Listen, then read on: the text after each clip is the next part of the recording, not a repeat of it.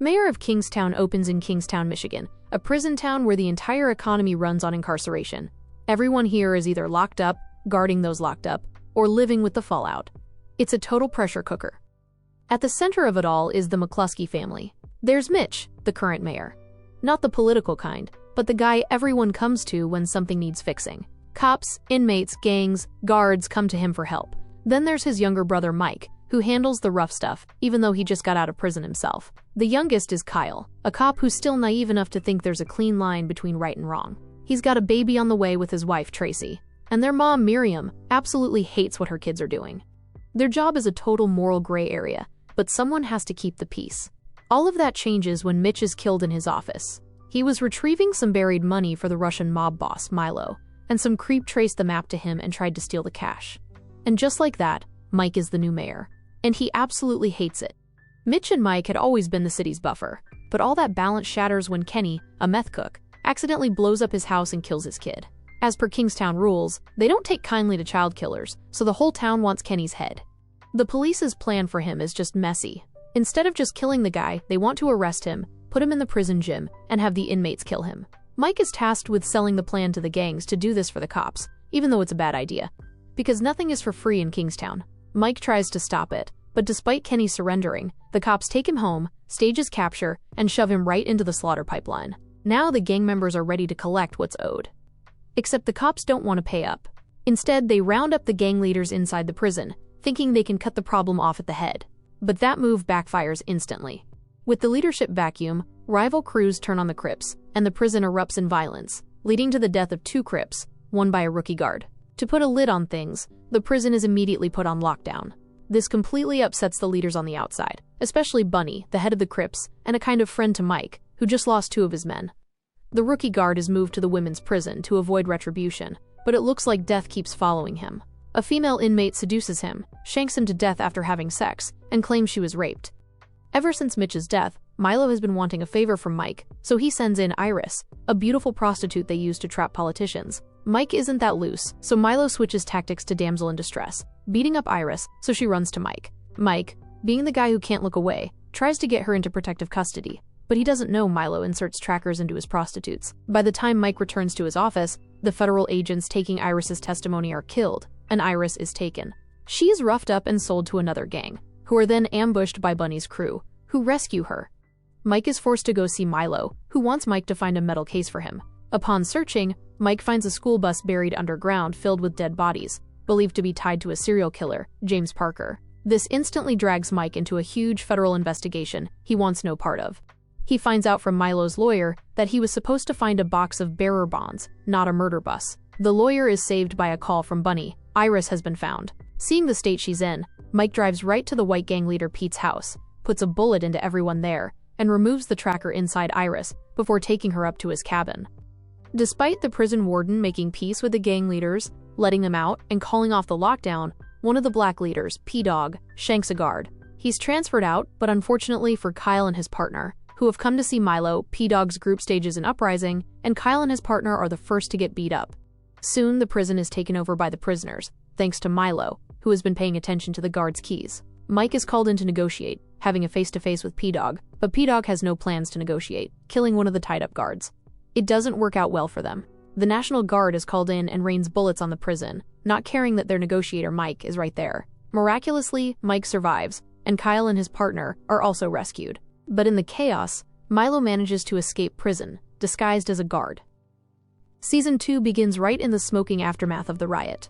The guards and police have their hands on the prisoners' throats. All privileges are suspended. They don't even intervene when the inmates beat each other up.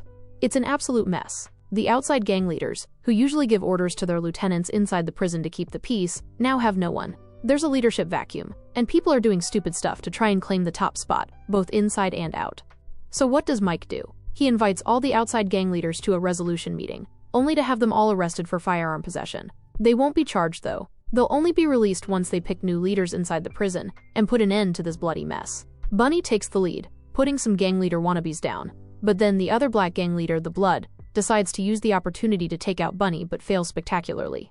The problem with Mike's plan is usually the cops. They can't keep their word to save their lives. Bunny did what was needed, but the DA refuses to sign their release. To make matters worse, without notice, All the outside leaders, including Bunny, are transferred to Anchor Bay, a prison where the Aryan Brotherhood runs the show, and the guards are basically their cheerleaders. Bunny gets tossed in solitary, the Mexican boss gets jumped, and Bunny's guys are targeted. They are systematically trying to take out all key leaders of color. Mike has to visit a lid CO, just to send a message to back off Bunny. With the whole unfulfilled promise, Bunny and the leaders have no trust in Mike again, so they take matters into their own hands and take out the DA, then request Mike have the assistant DA, who used to hook up with Mike, sign their release. But this is now impossible, as the cops will never release criminals who sanctioned the death of a district attorney. Luckily, another shady deal Mike cooked up with the prison contractor comes through, and Bunny walks free.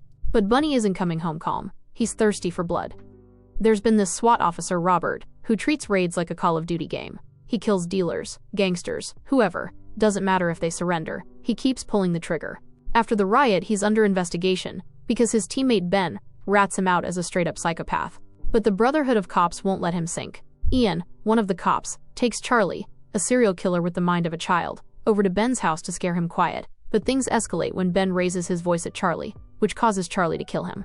With Ben dead, the investigation into Robert is dropped, but he can't escape Bunny's wrath, who sends his boys to beat him blue-black for all the people he killed. This completely fractures Mike and Bunny's bond, ruining the fragile peace Mike worked so hard for. After realizing Milo escaped, Mike tries to get Iris into WITSEC, even stashes her at his family house at some point. But what does she do? She goes back to Milo. She knew exactly where he was hiding, but decided not to tell the cops or Mike, so they could take care of him once and for all. Stockholm Syndrome, maybe. Mike tasks Kyle, who left Kingstown PD but had to return after his partner was killed, with finding Iris. Kyle is on suspension, and the boring life of a state trooper is too peaceful for him. He decides he wants to work with Mike, even stealing Milo's bearer bonds, which was later found by a construction worker, from the police lockup. His returning to this crazy life causes his wife to leave, and he decides to follow her. But before leaving, he finds Iris, who is now working at a strip club. Milo wants his $14 million bond in exchange for the girl. The girl doesn't even want to be saved, but I guess Mike has fallen for her, so when she calls, setting up a meet alone with him, Mike decides to go but gets attacked on the way by the Aryan brothers. So Iris decides to take Milo to Mike's mother's house. While trying to take Milo down, Kyle accidentally shoots his mom. She's alive but in a coma. Mike decides to set another meet, gives Milo his bonds in exchange for Iris, which goes off smoothly, until Milo drives away, and is instantly blown up because Mike added a bomb to his bond delivery. Season 3 kicks off with a funeral, Miriam McLusky's, who sadly didn't survive Kyle's accidental gunshot. And because this is Kingstown, of course, someone decides to blow up a car right at the ceremony. Mike is not letting that slide. The cops immediately suspect Bunny, mostly because he got Psycho Robert beat up and stole a huge amount of ammo a while back. But Mike knows Bunny wouldn't disrespect his mother like that. So Mike steers the bloodthirsty cops toward the Aryan Brotherhood, pinning the Robert beatdown on them too. The raid that follows is supposed to be clean. It is absolutely not. Psycho Robert, back on the force without a proper evaluation, goes completely berserk and massacres everyone. The Aryan brothers aren't taking this, especially not their new leader Callahan, a notorious shot caller who just killed the current leader Gunner to take charge at Anchor Bay. At the same time, bodies start dropping all over Kingstown, because Bunny's street drugs are tainted. Someone sabotaged his mule. It turns out Konstantin, the new Russian mob boss taking over for Milo, whose first order of business is to kill Tatiana, a lady that runs the girls for Milo, and dump her and her barely alive baby in the dumpster, is behind it. Mike learns this after surviving a close call when Bunny, unaware Mike is there, lights up Konstantin's spot as payback. Konstantin has a weirdly soft spot for Iris. He named her and took care of her in his own messed up way, so she uses that to get close to him and becomes an informant for Mike. It's through her Mike learns that Konstantin is now in bed with the Aryan brothers. Konstantin retaliates on Bunny by lighting up his cousin's shop, killing her. Then someone throws Konstantin's shipment of trafficked young girls into the ocean, resulting in mass murder. Fingers immediately point to Bunny, but Bunny would never kill innocent people. He is busy taking hits on all sides anyway. Even his prison leader, Raphael, gets brutally roughed up by the Aryan brothers, affiliated guards, and given more time with bogus charges. The supposed alliance between the Aryan brothers and the Russians doesn't last 2 seconds, especially after Callahan is targeted in prison, which we know is Bunny's handiwork for targeting his cousin, but Mike spins it on the Russians. And it doesn't help that when Callahan's men go for their usual supply run, they buy from Konstantin now. Konstantin shoots one of them for irritating him by not being polite. This levels the playing ground for Bunny. Mike, trying to play peacemaker, proposes a deal to Callahan to keep him appeased, since he is out for blood after almost being assassinated. He'll take care of Bunny and Konstantin for him. But then Raphael escapes during arraignment, and tries to kill Callahan in the hospital. It's unclear if Callahan knows Mike was involved in the assassination bid, despite Mike's promise. After their mother's death, Kyle's wife Tracy gives birth to a bouncing boy they name Mitch. She returns to her job as a prison nurse, where she meets the female inmate that stabbed a guard in season 1 claiming rape. The inmate is heavily pregnant, but the incident with that guard was just a few months ago, so someone else must have raped her. It turns out to be CO William Bream, who threatens Tracy. He apparently doesn't know who her brother-in-law is, because when Mike finds out, he beats him black and blue and asks that he transfer to the men's prison. Tracy tops it off by backing up to him with her car, nearly killing the guy. As for Kyle, he decides to join SWAT, which is the worst possible idea. He's a straight and narrow kind of guy, and with the unhinged Robert being the head of SWAT, it's a disaster waiting to happen. Robert has not been fully okay since coming back. His distrust for everyone only increases when Charlie, the serial killer, attempts to confess that he killed Ben the snitch, and Ian is forced to kill him. The assistant DA, Evelyn, who has it out for Robert, finds out that Ian took Charlie on a dental visit the day Ben died. Robert begins threatening to eliminate her, and even talks about how Kyle would need to choose between his SWAT family and Mike if push comes to shove. To put an end to this back and forth, Mike decides the only way out is to give the Russians to Bunny. He gives Constantine wrong intel for Bunny to box him in, but Bunny's men open fire too soon on a pedestrian bridge, leaving civilians in the crossfire. In the ensuing police chaos, Robert finds a civilian father trying to protect his son with a gun. Kyle sees them and screams that they are civilians, but Robert either doesn't hear or doesn't care, and attempts to execute the father and son. Kyle takes Robert out and is arrested, but once again, Robert is not dead.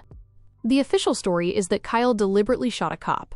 With multiple witnesses, the assistant DA can't drop the charges, so Mike has to watch his brother get hauled off to jail. Kingstown has officially taken everything from him. The final, mind-blowing twist? Milo is alive. Tatiana warned him before his supposed explosion. The car bombing at Mike's mother's funeral and the drowning of the trafficked girls? All Milo. Now he wants to run Constantine's territory as a ghost and demands Iris kill Constantine. Iris struggles, but eventually does it after Milo threatens Mike. Ian and backup arrive, overpowering Milo. Milo rambles about how they could work together, but when he brings up Miriam's death, saying it was Mike's fault, Mike puts a bullet in him. Iris finally leaves with the documents Constantine had procured for her, but she ODs before she even gets to the first bus stop. It's not really clear if she killed herself or if her pills were laced. All in all, horrible ending for the young lady. The most tragic, heartbreaking end belongs to Kareem. He started working as a guard straight and narrow, but during the riot he was sexually assaulted, which broke him to the core. He denied it, refused therapy, and tried to tough it out, even getting some vengeance. But his trauma destroyed his family and his mind. He eventually became the prison warden, but when the prison board decides to fire him over the multiple prison incidents, asking him to resign to save face, which means losing his benefits, Kareem makes a heartbreaking choice. He walks into the Aryan Brotherhood's yard, knowing they will kill him. They brutally murder him, ensuring his family gets all his benefits and more. In the end, all of Mike's work has kinda amounted to nothing. All his family are gone, even Iris. Though the Russians have been taken out, Milo and Constantine's conversation implies they have other bosses, meaning they've only cut off 2 heads and another will grow back. And the Aryans are sure to retaliate when Callahan finds out Mike lied to him. Getting Kyle out of jail now is going to take serious work. That's it. You are all caught up on season 1 to 3. Check back when season 4 ends for a detailed recap.